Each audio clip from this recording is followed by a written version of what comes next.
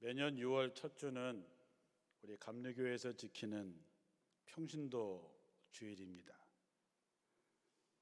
한국의 근대사를 돌아보면 한국 감리교회의 평신도들이 얼마나 나라와 민족을 위해서, 교회를 위해서 헌신해 왔는지 우리가 정말 자랑스럽게 생각해도 됩니다.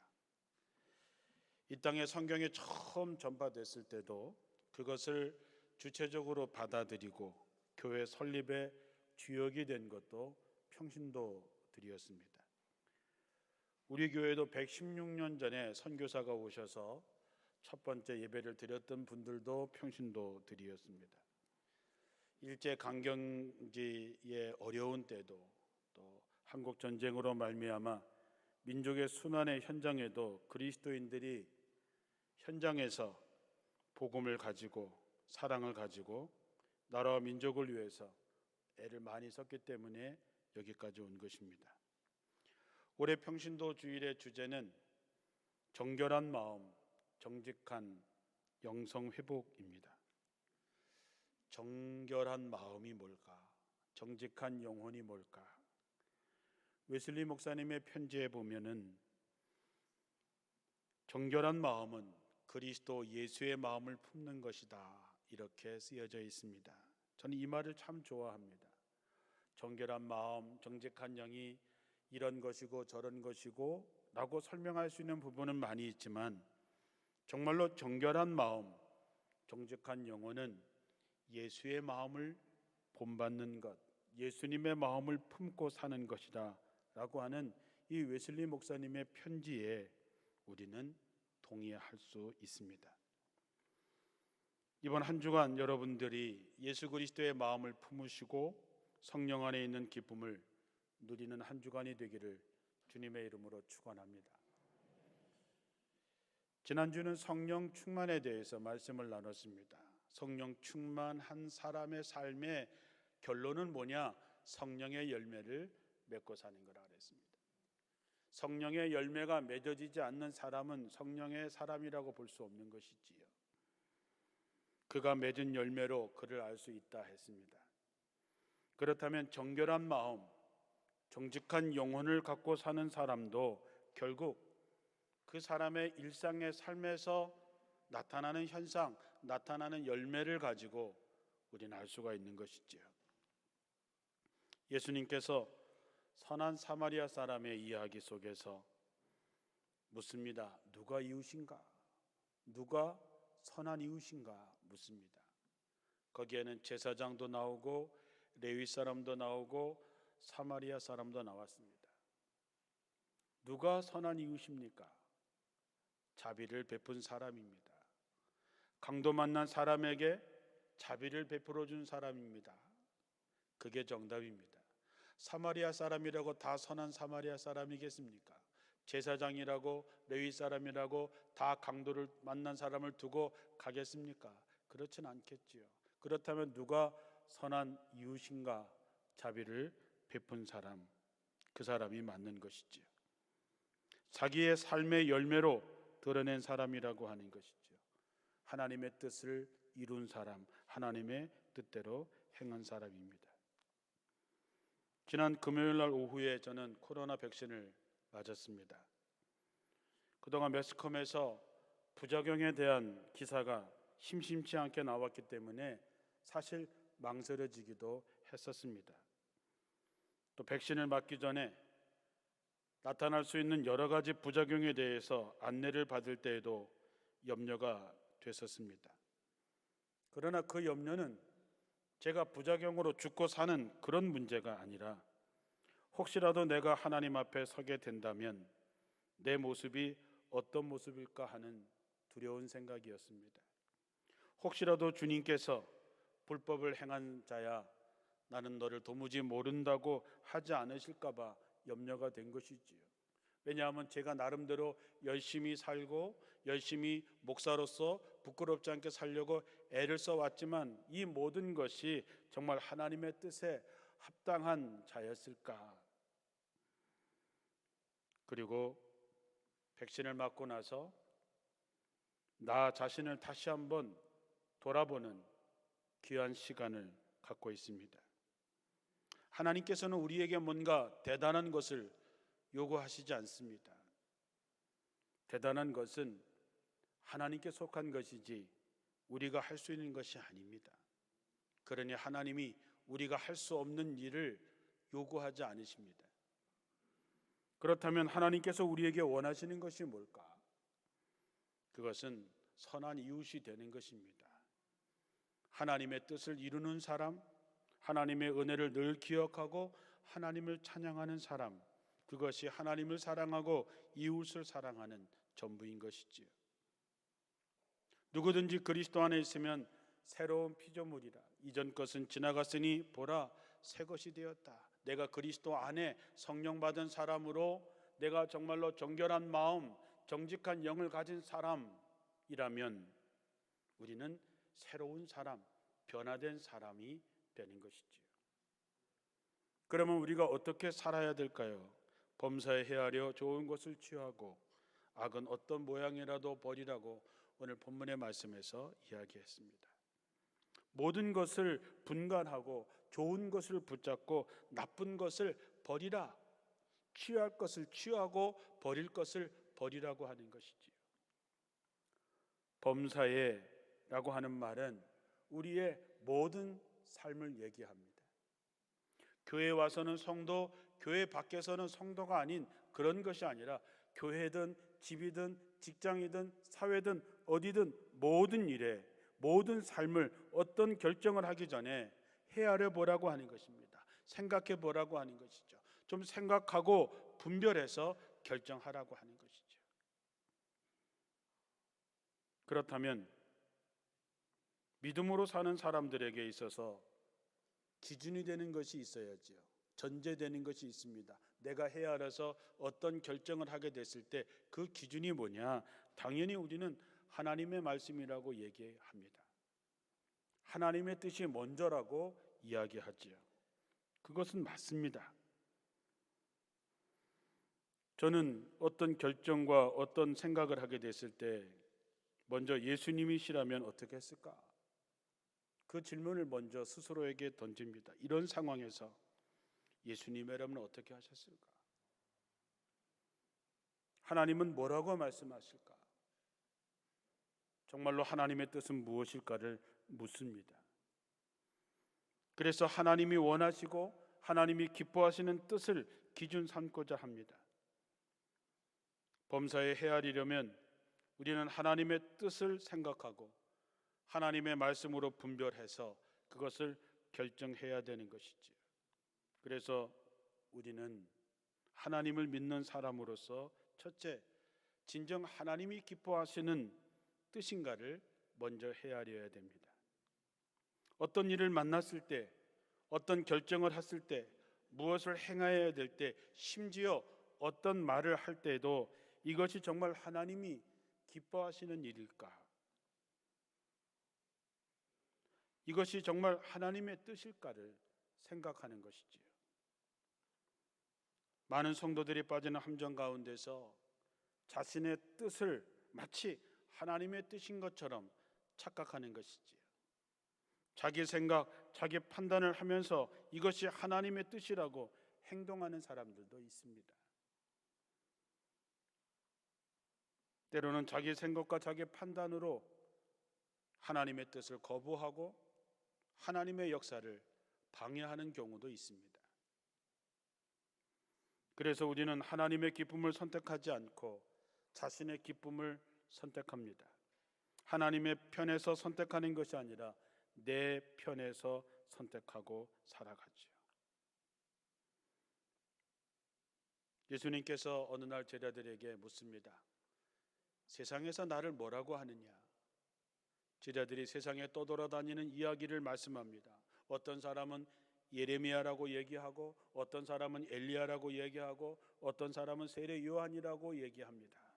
그러면 너희는 나를 누구라고 생각하느냐?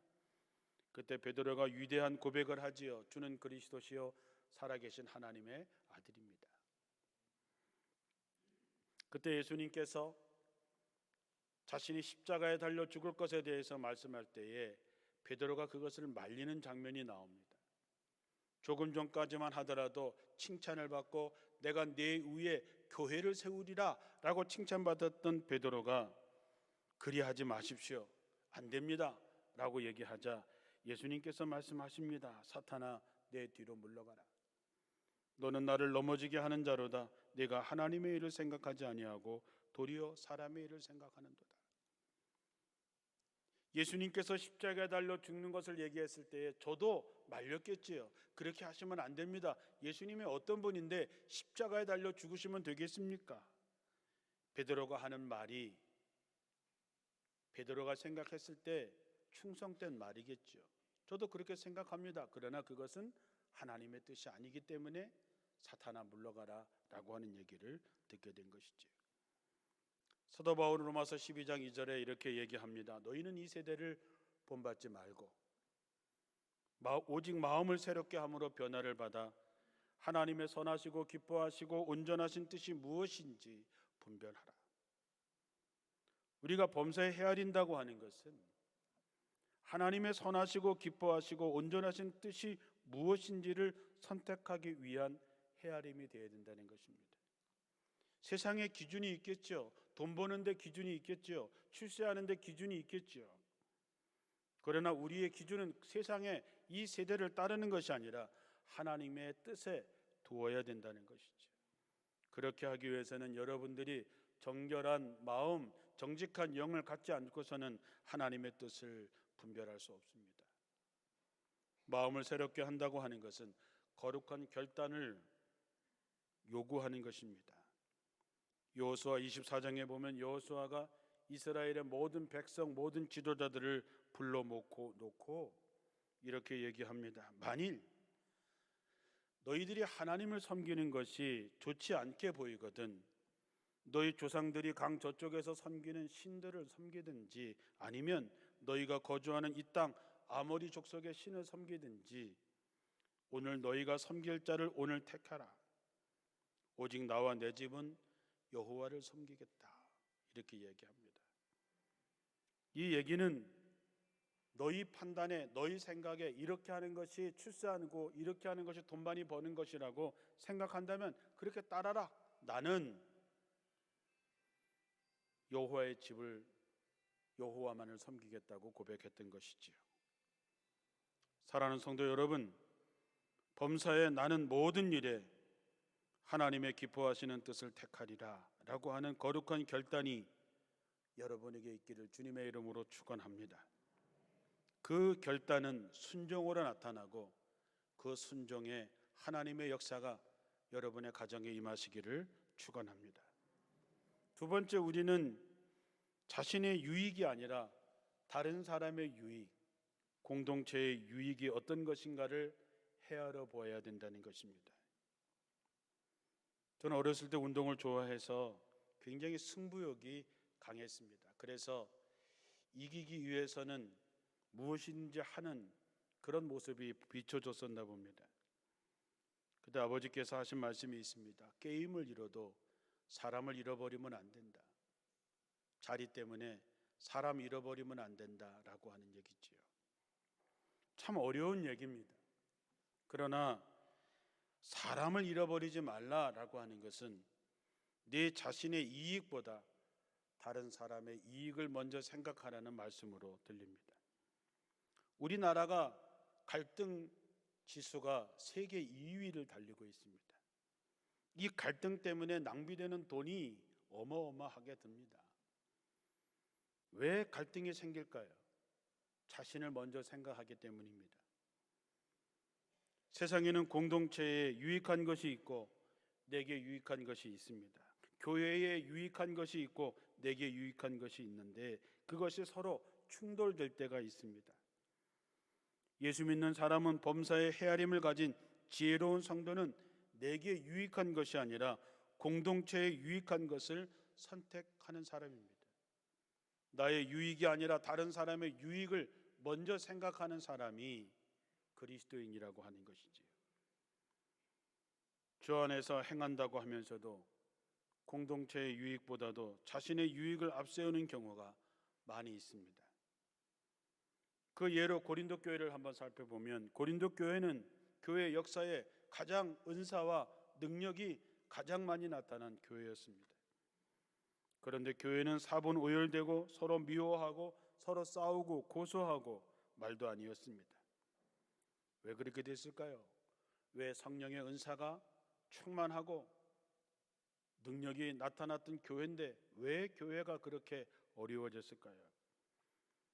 그것은 성령의 은사가 방언을 제외하고는 모든 은사는 다른 사람의 유익을 위해서, 교회의 유익을 위해서 사용되어져야 되는데 자기가 받은 은사를 서로 자랑하고 자기의 유익을 위해서 어떤 것이 더 좋으니, 어떤 것이 더 높으니, 어떤 것이 더 능력이 있니를 가지고 다퉜기 때문입니다. 사도 바울은 얘기합니다. 고린도전서 12장 4절 이하에 은사는 여러 가지나 성령은 같고 직분은 여러 가지나 주는 같으며 또 사역은 여러 가지나 모든 것이 모든 사람 가운데 이루시는 하나님은 같으니 각 사람에게 성령을 나타내심은 유익하게 하려 하심이라 그랬습니다. 우리가 받은 은사가 다 다르죠. 우리가 받은 직분도 다 다릅니다. 우리가 하는 사역도 다 다릅니다. 그러나 하나님은 한 분이십니다. 그러므로 여러분, 하나님께서는 우리에게 주신 모든 은사와 능력은 자신을 유익하게 하기 위해서가 아니라 다른 사람을 유익하게 하게 하려 하는 것이지요. 우리 교회는 지난 116년 동안 수많은 선택을 해왔습니다. 그 선택의 열매를 우리가 먹고 있는 것이지요. 우리 또한 선택해야 되고 결단해야 되는데 그 열매를 우리 후손들이 먹게 될 것입니다. 바라기는 여러분, 어떤 일을 결정을 할 때에 내 자신의 유익보다도 다른 사람의 유익을 먼저 생각하고 교회의 유익을 먼저 생각하는, 공동체의 유익을 생각하는 여러분들이 되시기를 주님의 이름으로 축원합니다. 세 번째는 살리는 것인지 죽이는 것인지를 헤아려 보아야 된다는 것이죠. 가끔씩 제가 목사라고 얘기하면 교회 다니지 않는 사람이 그런 질문을 하십니다. 목사님, 예수님을 한마디로 하면 뭡니까? 이렇게 물어볼 때가 있습니다. 그러면 저는 두서 주저하지 않고 생명입니다, 그렇게 얘기합니다. 누구든지 예수 믿으면 멸망하지 않고 영원한 생명을 얻게 되는 생명. 예수님은 사람을 살리는 분입니다. 우리는 예수를 따르는 사람입니다. 그러므로 여러분, 우리는 사람을 살리는, 세상을 살리는 사람이 되어야 되는 것이지요. 살리는 길을 택하는 사람이 있고 죽이는 길을 택하는 사람이 있습니다. 건설하는 사람이 있고 파괴하는 사람이 있지요. 세워주는 사람도 있고 무너지게 하는 사람도 있습니다. 되게 하는 사람도 있고 안 되게 하는 사람도 있습니다. 어떤 사람의 마음에는 칼과 가위가 있고 어떤 사람의 마음에는 바늘과 실이 있습니다. 자, 여러분은 어떤 사람이십니까? 우리가 성령 안에서 말씀의 지혜로움으로 범사에 헤아려 보아야 할 이유가 뭐냐? 잘 헤아려서 살리라, 잘 헤아려서 세워주라, 잘 헤아려서 되게 해주는 그런 사람이 되라고 하는 것이죠. 예수님께서 겟세마네 동산에서 기도하시던 장면을 우리는 잘 압니다. 얼마나 힘이 드셨으면 땀방울이 핏방울이 돼서 떨어지도록 이 잔을 내게서 옮길 수만 있다면 이 잔을 마시지 않게 해달라고 기도하셨던 예수님, 그건 예수님의 진짜 마음이었습니다. 십자가를 지는 것이 두려웠고 죽는 것이 두려웠고 그 고통이 두려웠을 것입니다. 그러나 주님은 아셨습니다. 내 생명을 버려야 많은 사람의 생명을 살릴 수 있다고 하는 것을 아시기에 내 뜻대로 마옵시고 아버지의 원대로 되기를 원합니다. 자신을 포기하고 많은 사람을 살리는 역사의 주인공이 됩니다. 여러분도 모두 어느 쪽이든 쓰임을 받습니다. 믿음의 성도들은 좋은 쪽으로 쓰임을 받아야 되겠지요. 그러기 위해서는 범사에 헤아려서 살리는 쪽으로 헤아리는 사람이 되셔야 됩니다. 되게 하는 방향으로 헤아릴 줄 알아야 됩니다. 내가 헤아리는 그 헤아림으로 나도 헤아림을 받게 되기 때문입니다. 애굽의 바로 왕은 이스라엘의 모든 남자애가 태어나거든 강물에 던지라 그랬습니다. 그는 죽이는 것을 선택한 사람이지요. 그러나 끝까지 생명을 포기하지 않았던 사람들이 있었습니다. 모세를 물에 던지지 않았던 히브리 산파들이었던 보아와 십보라가 있었습니다. 그를 살리려고 애썼던 어머니 요게벳과 누나 미리암이 있었습니다. 모세를 살리는 쪽에 선택한 이 여인들이 있었기 때문에 모세는 살 수 있었고 출애굽이라고 하는 하나님의 위대한 구원의 역사의 주인공으로 쓰임받을 수 있었던 것이죠. 12명의 정탐꾼이 가나안 땅을 정탐하고 돌아와서 자신들의 생각과 자신들의 판단으로 부정적인 생각을 보고합니다. 그때 여호수아와 갈렙이 얘기하지요. 비록 우리들의 판단이 그러할지라도 하나님이 우리를 기뻐하신다면 우리는 그 땅을 차지할 수 있다고 얘기하지만 10명의 부정적인 보고 때문에 결국 40년이라고 하는 시간을 허비하게 되고 출애굽 1세대는 가나안을 보지 못한 채 광야에서 죽게 됐죠. 그러나 생각해 보십시오. 안 되게 한 10명 때문에 하나님께서 하시고자 하는 일까지 망쳤습니까? 그렇지 않지요. 결국 이스라엘은 가나안 땅을 정복하게 되고 하나님의 약속은 이루어졌습니다. 여러분, 내가 안 되게 선택했다 하더라도 하나님의 뜻이 계시면 다른 사람을 통해서 하십니다. 하나님이 여러분을 쓰시려고 합니다. 여러분에게 복을 주시려고 합니다. 여러분을 통해서 하나님은 일하고 싶어 하십니다. 그러나 내가 판단합니다. 불순종하지요. 따르지 않습니다. 그렇다고 하나님께서 포기할까요? 아닙니다. 하나님은 내가 하지 않으면 다른 사람을 통해서 그 일을 하십니다. 그리고 내게 주어질 복도 그에게 주는 것이지요. 이런 일이 우리들의 삶에 얼마나 많이 있었겠습니까? 그러므로 우리는 범사에 지혜롭게 헤아려 보아야 합니다. 그리고 죽이는 사람이 아니라 살리는 사람이 되어야 됩니다. 파괴하는 사람이 아니라 세우는 사람이 되어야 되고 안 되게 하는 사람이 아니라 되게 해야 되겠지. 그런 여러분들이 되시기를 주님의 이름으로 축원합니다. 마지막으로 우리는 취할 것과 버릴 것을 잘 헤아릴 수 있어야 됩니다. 무엇을 취해야 될까? 무엇을 포기하면 안 될까? 어떤 상황에서도 사랑을 포기할 수는 없습니다. 사랑을 포기해서는 안 됩니다. 참 힘든 얘기지요. 여러분, 사랑하기가 쉽습니까? 미워하기가 쉽습니까? 미워하는 것이 훨씬 쉽습니다. 섭섭하면 미움이 오지요. 시어머니가 섭섭해지면 며느리가 미워지기 시작합니다.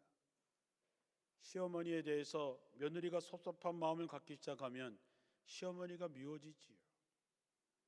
마음이 안 들면 다 미워집니다. 그러나 하나님은 사랑이십니다. 그래서 우리를 포기하지 못하시는 것이지요. 우리도 마찬가지입니다. 무슨 말을 하든지 무슨 일을 하든지 사랑이 없으면 아무것도 아닌 겁니다. 요한일서 4장 7, 8절에 사랑하는 자들아 우리가 서로 사랑하자. 사랑은 하나님께 속한 것이니 사랑하는 자마다 하나님을 알고 사랑하지 아니하는 자는 하나님을 알지 못하나니 이는 하나님은 사랑이시라 그랬습니다. 사랑하지 않는 사람은 하나님을 알지 못하는 사람입니다. 왜냐하면 하나님은 사랑이시기 때문이죠. 제가 가장 좋아하면서도 가장 무서워하는 성경이 있습니다. 고린도전서 13장입니다. 내가 사람의 방언과 천사의 말을 하더라도 사랑이 없으면 소리나는 노새와 울리는 꽹과리에 지나지 않습니다. 내가 예언하는 능력을 갖고 온갖 신비한 것과 모든 지식을 이해하고 산을 옮길 만한 믿음을 가졌다 하더라도 사랑이 없으면 아무것도 아닙니다. 내가 가지고 있는 모든 것을 가난한 사람들에게 나눠주고 또 내 몸을 불사르게 내어준다 해도 사랑이 없으면 내게 아무 유익이 없습니다. 참 무서운 말이죠. 내가 했던 모든 사역들, 내가 했던 모든 일들이 사랑이 없으면 아무것도 아니라고 하는 것입니다. 여러분은 어떠십니까? 어떤 상황에서도 아무리 섭섭하고 아무리 힘들어도 사랑을 포기하지 않는 여러분 되시기를 주님의 이름으로 축원합니다. 마지막으로 평화를 만들어가는 사람이 되셔야 됩니다. 예수님은 평화의 왕으로 오셨다 했습니다. 단순한 얘기가 아닙니다. 인간과 하나님과의 갈라져 있는 넘을 수 없는 그 벽을 주님께서는 자신을 희생함으로 그 벽을 하셨습니다. 마태복음 5장 9절에도 화평하게 하는 자는 복이 있나니 그들이 하나님의 아들이라 일컬음을 받는다 그랬습니다. 평화를 만들어가는 사람이 하나님의 아들이라고 일컬음을 받는다는 것이지요. 하나님은 우리와 막혀있던 담을 허시기 위해서 독생자 예수 그리스도를 희생시키셨습니다. 예수님께서는 하나님과 우리의 관계를 회복하기 위해서, 평화를 위해서 자신의 생명을 내어주었습니다. 그러므로 여러분, 우리는 어떤 상황에서도 평화를 만들어가는 사람, 화평케 하는 사람, 다리를 놓아줄 줄 아는 사람, 담을 무너뜨릴 수 있는 사람이 되셔서 정말로 하나님의 나라를 실현하는 여러분들이 꼭 되셔서 여러분들이 정말 이 땅에 살아있는 그리스도인들이 되시기를 주님의 이름으로 축원합니다. 기도하겠습니다.